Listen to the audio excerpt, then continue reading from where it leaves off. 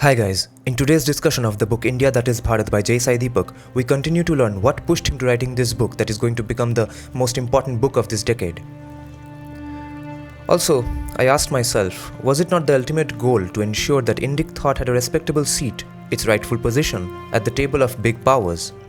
Unless of course the true objective was to preserve the hallowed status quo between the seemingly opposing camps, the sacred middle ground where all civilizational enquiry ended, regardless of which side of the so-called ideological divide one was on.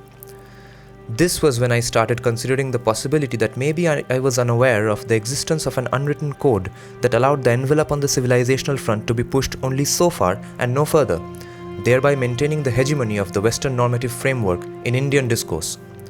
What else could explain the unquestioned deference with which the framework was being treated by even those who claimed to stand for a living civilization that placed a premium on self-confidence, critical inquiry and truth? These questions led me to the view that it was important for people to understand that Bharat as a civilization was a reality, and reducing that reality a near unbroken lived experience to a mere talking point to score brownie points over one another was more a proof of expediency than real conviction in the values that Indic civilization stood for. After all, if one did not believe in the capacity of this civilization to offer a credible and viable alternative to the Western normative framework, at least for Bharat, it would be unrealistic to expect the rest of the world to look up at Bharat as the Vishwaguru, literally teacher or guide to the world. I believed that a people that lacked the courage of their conviction to live by their own civilizational values could hardly expect the world to look up to them for guidance. Also, based on the writings of leonine civilizational icons such as Swami Vivekananda and Sri Aurobindo, I believed every culture had something of value to contribute to the global pool of thought. It was therefore clear to me that recasting Bharat in the mold of the West would kill its originality and character, making it a mere vassal of the West, that too after the European colonizer had left its shores. That would be a tragedy of incalculable proportions for which we would have none to blame but ourselves. To bring out the unconscious and unshakable belief in the Western normative framework across the political and ideological spectrum, I began my search for similarly placed movements in other societies which could be compared with the Indic quest for cultural decolonization. While I was aware of the scholarly work of Dr. Balagangadhara and Dr. D. Rover on colonial consciousness in relation to Bharat, I had two reasons for undertaking this search. First, to demonstrate the global presence of such consciousness owing to the scale of European colonialism and its successor Western imperialism, and second, because contemporary Bharat, unfortunately, sought global validation of its position even on cultural decolonization. Therefore, to make a case for Bharat, I wanted to place its experience within or alongside a global framework in the hope that it would drive home the point better. Also, as a practicing lawyer, I sought a framework that would make it possible for me to strike a balance between civilizational imperatives and constitutionalism, especially in view of the ongoing debates surrounding the constitution. One of the ways could have been to approach the subject through the prism of the historical school of jurisprudence based on the works of Frederick Carl von Savigny, George Frederick Pukta, and Henry Maine. However, I was interested in a non-Eurocentric framework that was applicable to societies that shared Bharat's colonial experience and transgenerational trauma. My most critical expectation was that the framework must be malleable and conducive to the Indic worldview, given that Bharat's colonial experience had aspects that were both similar and dissimilar to the experience of other hitherto colonized societies. Therefore, my objectives were 1.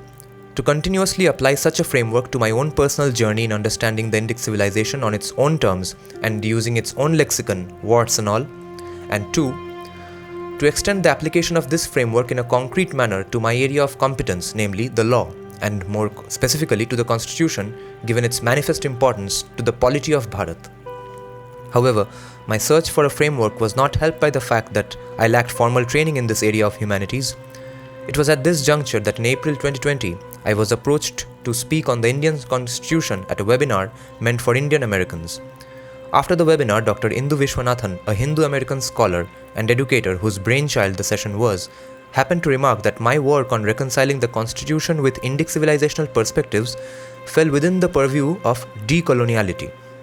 To put it in her words, she called it decoloniality in action, which several other similarly placed societies had witnessed. she urged me to look into decoloniality in order to understand its applicability to the Indic position and was kind enough to share some of the literature on the subject. As a result, I started reading the works of scholars such as Annibal Quijano, Walter de Mignolo, Sylvia Wynter, Ramon Grosfoguel, Catherine E. Walsh, and Nelson Maldonado Torres, among others.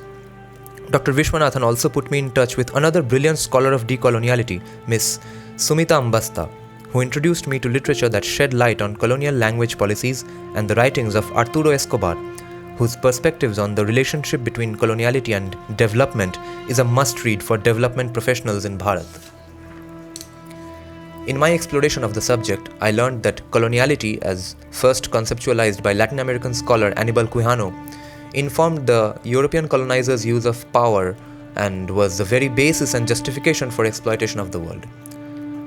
Coloniality was the fount of European colonialism, which in turn was rooted in the colonizers' religious beliefs that gave birth to his sense of racial superiority that placed the Christian white European colonizer at the top of the world order.